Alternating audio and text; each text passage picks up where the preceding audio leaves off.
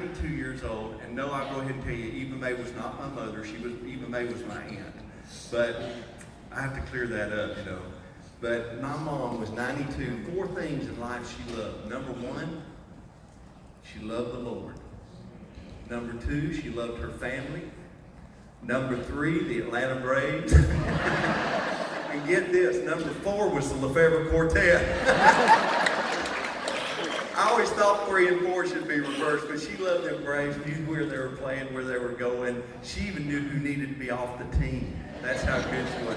I'm going to tell on myself real quick. And then listen, this only happened one time, okay? One time. When I was a little boy, I called my mother stupid. One time. See, up until that point in my life, I thought Safeguard soap was just for the shower.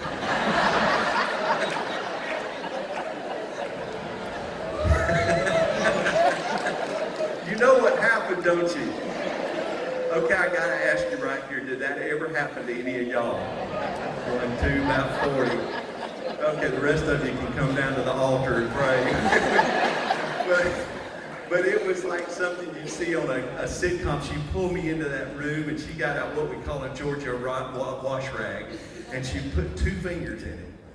And I was standing there, a kid, you can imagine, I didn't know what was going on. This had never happened in my life before.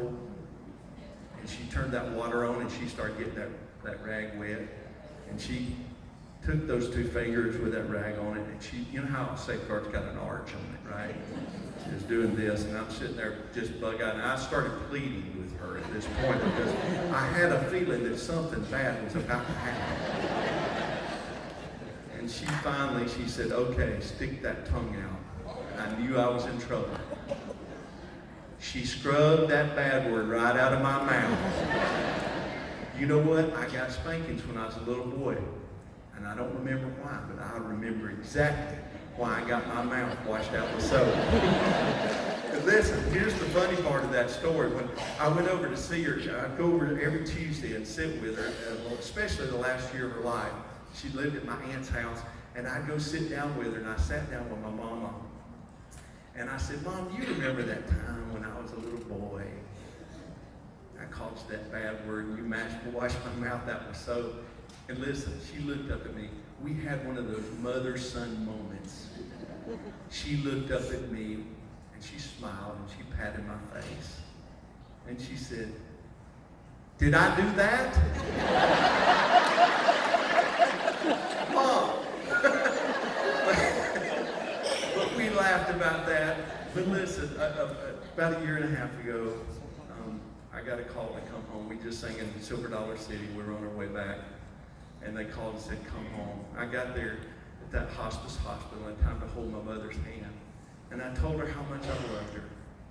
I told her how much, well, what a good mother she'd been. I told her, I thanked her for loving me so much. And I realized it was time for her to go home. And finally I said, Mom, if you need to go, I said, you go ahead, it's okay. I said, but this is not goodbye. It's just so long for now. And within a couple of minutes, she was gone. And this song has brought me a lot of comfort, and I hope it will touch your heart.